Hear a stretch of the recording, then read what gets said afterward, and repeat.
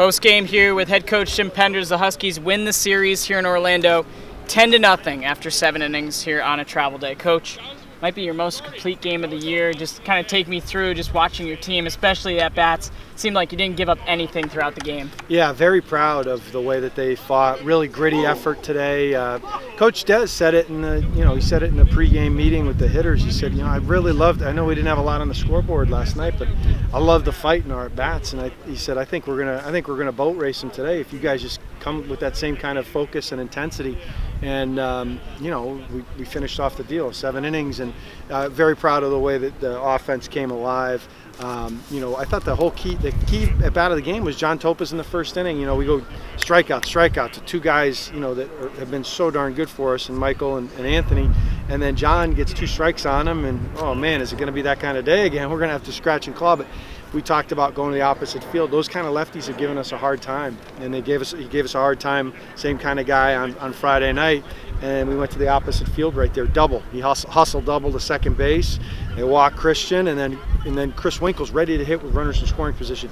Different than he would have been just a year ago, and hits one right back up the box. Gets us going, and then eventually they started to adjust their plan, and then we went big fly. We got ahead in some counts, and Anthony Prado and Thad Phillips have those big hits for 5 RBIs total. But yeah, really proud of the offense. Woody made another really good catch in center field that gets lost in the scheme of things. Anthony Prado made a tough catch on a pop-up over here. Our defense was sound. Pitching was excellent. Jimmy Wang didn't have his best stuff, didn't really have the slider working. Then he found the slider late, didn't have the fastball, but he competed. He just kept hanging zeros up there, and he should be proud of his effort. That shows progress. It's good to get Joe Simeone back on the mound. He did a good job closing it out. Chase Gardner did his job again. So a lot of positives to look to, overall in the weekend. The fact that we were down, and you said it before the game, we did that 5 times last year, where we lost on Friday and came back and won on Saturday, Sunday. We hadn't lost on a Friday yet. So as the head coach, you're saying, this is something different now, and they responded. They competed really well. So I'm very proud of them. And now you got to get ready for Fairfield. We can't allow that to be a trap on Tuesday. You got to have the right mindset tomorrow, getting rest and getting the work in that you need to get ready for those guys, because they'll be ready for us. Can you talk about sticking with the bottom of your order? They had a tough night last night, defensively and offensively, but Thad, Langer, and Nucerino all produced on both sides of the ball today. Well, they had quality at bats. Even David, I thought he had some decent at bats. He saw some pitches a little bit better than he did on Friday, and that third base has been a revolving door. Will Lucas isn't with us this weekend, a violation of team rules.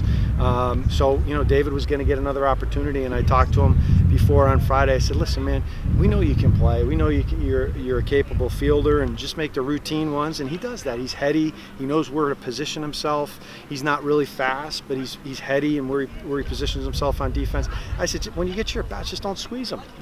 We trust that you're going to get it done. And today you saw some confident swings from him. That double was really good. He stayed on a pitch great in the right center gap there.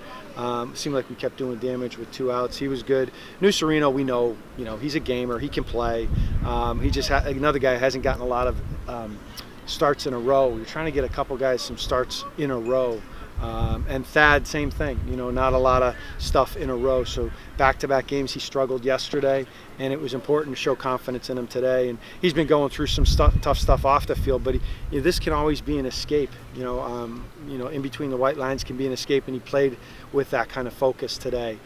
So I was really proud of him too. He had a really nice day. Can you talk a little bit? 4-2, 2 road series wins. Now you actually get to go home for a couple weeks and play some home series in front of the home faithful. Yeah, we're looking forward to it. Looking forward to getting home. I think it's 5 in a row at home, right? So I don't know if we had that all last year. It seems like we were on the road midweeks a lot last year. So having 2 back-to-back at home will be nice, and then an actual practice.